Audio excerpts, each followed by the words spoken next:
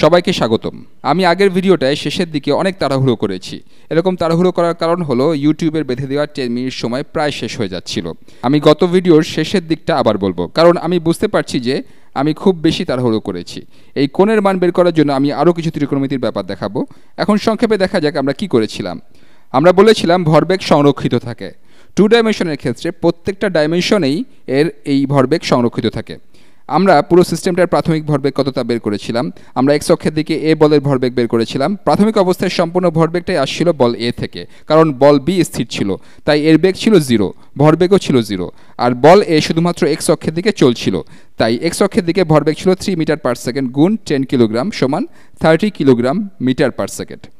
Y অক্ষের দিকে ভরবেগ ছিল 0। তারপর আমরা জেনেছিলাম বল দুটোর মধ্যে সংঘর্ষের পর এ বলটা তার গতিপথ থেকে 30 ডিগ্রি কোণে সরে গিয়ে 2 মিটার পার সেকেন্ড বেগে চলছিল। এখান থেকে আমরা এ বলের বেগের এক্স এবং ওয়াই উপাংশ বের করেছিলাম। এর বেগ ওয়াই অক্ষের দিকে ছিল 1 মিটার পার সেকেন্ড এবং এক্স অক্ষের দিকে ছিল √3 মিটার পার সেকেন্ড। এরপর আমরা দুই দিকেই এক্স এবং ওয়াই এর ভরবেগ বের করেছিলাম। ওয়াই অক্ষের দিকে ভরবেগ ছিল 1 মিটার পার সেকেন্ড গুণ এর ভর সমান 10 কিলোগ্রাম মিটার পার সেকেন্ড। এটা আমরা লিখেছিলাম এখানে। এক্স অক্ষের দিকে এর ভরবেগ ছিল √3 গুণ 10 সমান 10 স্কয়ার রুট অফ 3। এই তথ্যটা ব্যবহার করে আমরা বি এর ভরবেগ বের করেছিলাম, কারণ আমরা বের করেছিলাম এক্স অক্ষের দিকে এ এর ভরবেগ আর বি এর ভরবেগ যোগ করলে 30 হবে। এটা এক্স অক্ষের দিকে ছিল।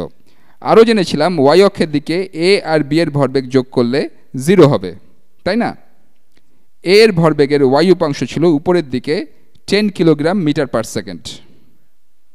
আমরা জেনেছিলাম বি এর ভরবেগের ওয়াই উপাংশ যেটা নিচের দিকে যাচ্ছিল সেটাও হবে 10 কিলোগ্রাম মিটার পার সেকেন্ড। এটা লিখেছিলাম -10। বি এর ভর আর এই ভরবেগ থেকে আমরা বের করেছিলাম বি এর বেগ হবে নিচের দিকে 2 মিটার পার সেকেন্ড। একইভাবে আমরা জেনেছি এক্স অক্ষের দিকে এর ভরবেগ যেটা হলো 10 square root of 3 kilogram metre per second যোগ এক্স অক্ষের দিকে বি এর ভরবেগ সমান হবে 30। এখান থেকে আমরা এক্স অক্ষের দিকে বি এর ভরবেগ পেয়েছিলাম। এটাকে বি এর ভর দিয়ে ভাগ করে আমরা এক্স অক্ষের দিকে বি এর বেগ বের করেছিলাম, সেটা হলো 2.54 মিটার পার সেকেন্ড। এরপরই আমরা তাড়াহুড়ো শুরু করেছি। এখান থেকে আপনারা কিছুটা হলেও বুঝতে পারছেন যে বি আসলে কি করছে, যদিও এর বেগটা এক্স এবং ওয়াই অক্ষের দিকে বিভাজিত করা হয়েছে। এবার এটাকে সিম্পলিফাই করে বি এর নতুন বেগটাকে আমরা এর বেগ যেভাবে দেওয়া ছিল সেভাবে লিখব। প্রবলেমটায় দেওয়া ছিল এর বেগ হলো 30 ডিগ্রি কোণে 2 মিটার পার সেকেন্ড। আমরা এখন এসব তথ্য ব্যবহার করে বি এর বেগ এবং কোণ বের করব। আমরা কিভাবে তা করব? এটা এখন জাস্ট ত্রিকোণমিতির ব্যাপার। সরাসরি ত্রিকোণমিতি ব্যবহার করেই আমরা এটা করব। আমি এটা পরিষ্কার করে ফেলি। দুটো সংখ্যা মনে রাখলেই আমাদের চলবে, 2.54 এবং -2। আমি পরিষ্কার করছি এখানে। আমি বি এর বেগের যে উপাংশ দুটো বের করেছি সেগুলো আঁকছি। এক্স অক্ষের দিকে বি এর বেগের উপাংশ ভি সাব এক্স সমান 2.54 মিটার পার সেকেন্ড, আর ওয়াই অক্ষের দিকে বেগটা নিচের দিকে কাজ করছে। আমরা এটাকে -2 লিখতে পারি। এটাকে -2 মিটার পার সেকেন্ড লেখা গেলেও আমি এটাকে লিখছি 2 মিটার পার সেকেন্ড ডাউনওয়ার্ড বা নিচের দিকে। -2 মিটার পার সেকেন্ড আর 2 মিটার পার সেকেন্ড নিচের দিকে, এ দুটো একই কথা। এ দুটো ভেক্টরের লব্ধি ভেক্টরটা অনেকটা এরকম হবে। যখন আপনি দুটো ভেক্টর যোগ করবেন তখন একটার শেষ প্রান্তের সাথে আরেকটার প্রথম প্রান্ত এভাবে বসাবেন, যেটা আমরা এখানে করেছি। তারপর এই দুটোকে যোগ করলে লব্ধি ভেক্টরটা এরকম হবে। আমার মনে হয় আপনারা এগুলো ইতিমধ্যেই জানেন। এখন আমাকে এই কোণ থিটা আর এই বাহুর দৈর্ঘ্য বের করতে হবে। এই বাহুর দৈর্ঘ্য বের করাটা একদম সহজ, কারণ এটা একটা সমকোণ। তাহলে আমরা পিথাগোরাসের সূত্র ব্যবহার করতে পারবো। তাহলে এটা হবে স্কয়ার রুট অফ 2.54 স্কোয়ার্ড যোগ 2 স্কোয়ার্ড। 2.54 স্কোয়ারের মান বের করার জন্য আমার ক্যালকুলেটর লাগবে। 2.54 গুণ 2.54, আমি ক্যালকুলেটরে হিসাব করছি স্ক্রিনের বাইরে, সমান হলো 6.45। তাহলে এখানে হবে স্কয়ার রুট অফ 6.45 যোগ 4 সমান স্কয়ার রুট অফ 10.45। এরপর 10.45 এর বর্গমূল করতে হবে ক্যালকুলেটরে, তাহলে এর মান হবে প্রায় 3.2। তাহলে এই কোণটা যাই হোক না কেন এই দিক বরাবর লব্ধি বেগ হবে 3.2 মিটার পার সেকেন্ড। আমি পিথাগোরাসের সূত্র ব্যবহার করে এটা করলাম। এবার আমাকে এই কোণের মান বের করতে হবে। এটা কয়েকভাবে করা যায়। সত্যি বলতে কি আমরা যে কোনো ত্রিকোণমিতির অনুপাত ব্যবহার করতে পারবো, কারণ সবগুলো বাহুর দৈর্ঘ্যই আমাদের জানা আছে। আমাদের কাছে যেটা ব্যবহার করা সুবিধাজনক মনে হয় সেটাই ব্যবহার করব। আমরা সাইন অনুপাত ব্যবহার করছি। সাইন অফ থিটা সমান কি আমরা জানি, সাইন অফ থিটা সো কাটোয়া,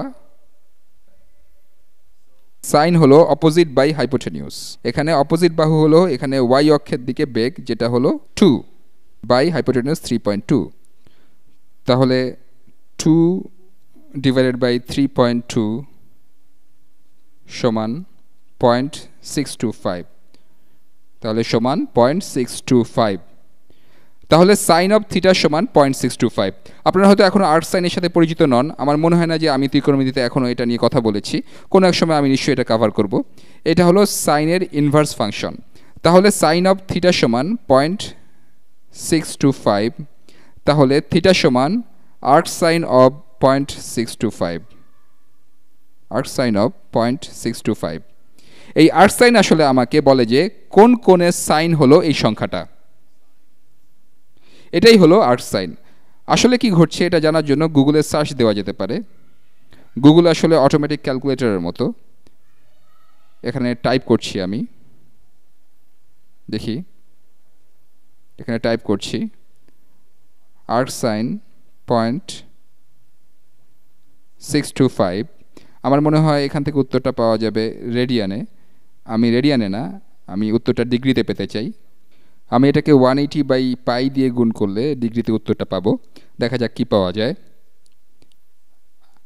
আপনারা দেখছেন গুগল বলছে যে এটা 38.68 ডিগ্রিজ। তারা পুরো জিনিসটাকে 180 দিয়ে গুণ করে আবার পাই দিয়ে ভাগ করেছে, উত্তরটা ডিগ্রিতে এসেছে। এটা প্রায় 38.7 ডিগ্রিজ। এটাই হলো থিটার মান। আশা করি আপনারা বুঝতে পেরেছেন। না বুঝে থাকলে এখানে পজ করে আপনারা দেখে নিতে পারেন। আমি এটা এখন লিখে ফেলছি, থিটা সমান 38.7 ডিগ্রিজ। তাহলে আমাদের কাজ শেষ। আমরা বের করলাম যে বল বিকে যখন আঘাত করা হয়েছে, এটা বল বি, বল এ এটাকে আঘাত করে এদিকে 30 ডিগ্রি কোণ করে চলে গেল, এটা 30 ডিগ্রি কোণ, আর এর বেগ 2 মিটার পার সেকেন্ড। আর বল বি 38.9 ডিগ্রিজ বা প্রায় 39 ডিগ্রিজ কোণে আনুভূমিক থেকে নিচের দিকে 3.2 মিটার পার সেকেন্ড বেগে চলতে শুরু করলো। এই জিনিসটা আপনারা নিজে থেকে সহজেই বুঝতে পারেন। আপনাদের যদি প্রবলেমটার কথা মনে থাকে, আমি যদিও সব কিছু মুছে ফেলেছি। এ বলটার ভর ছিল 10 কিলোগ্রাম আর বি বলটার ভর ছিল 5 কিলোগ্রাম। আমরা ওয়াই অক্ষের দিকটা চিন্তা করি। এ বলের বেগের ওয়াই উপাংশ আমরা বের করেছিলাম 1 metre per second, 1 metre per second. আর বল বি এর ক্ষেত্রে এই উপাংশটা নিচের দিকে 2 মিটার পার সেকেন্ড। এর কি কোনো মানে হয়? হ্যাঁ, অবশ্যই। এদের ভরবেগের সমষ্টি 0 হতে হবে, কারণ সংঘর্ষের আগে তাদের ভরবেগের ওয়াই উপাংশ নেই। এখন বিকে নিচের দিকে একই পরিমাণ ভরবেগ পেতে হলে, যেহেতু এ উপরের দিকে যাচ্ছে, বি এর বেগ দ্বিগুণ হতে হবে, কারণ বি এর ভর হলো এ এর ভরের অর্ধেক। একই রকম যুক্তি দিয়েই বলা যায়, যদিও কোসাইন ঠিক একইভাবে কাজ করে না, তবে বলা যায় একই যুক্তিতে বি এর বেগ আসলে এর বেগের চাইতে বেশি হবে। আশা করি ব্যাপারটা আপনারা বুঝতে পারছেন। পদার্থবিজ্ঞানের সমস্যাগুলো আপনি তো অবশ্যই সূত্র বসিয়ে সমাধান করতে পারেন, কিন্তু পাশাপাশি যদি এরকম যুক্তি দিয়ে বোঝার চেষ্টা করেন তবে আপনার সমস্যাগুলোর উপর একটা সহজাত দখল চলে আসবে। তাহলে এটা এখানে বোঝা যাচ্ছে বি এর ভর এর ভরের চেয়ে কম। এখান থেকে বোঝা যায় যে বি বেশি জোরে যাবে এবং এটা বিক্ষিপ্তও হবে বেশি।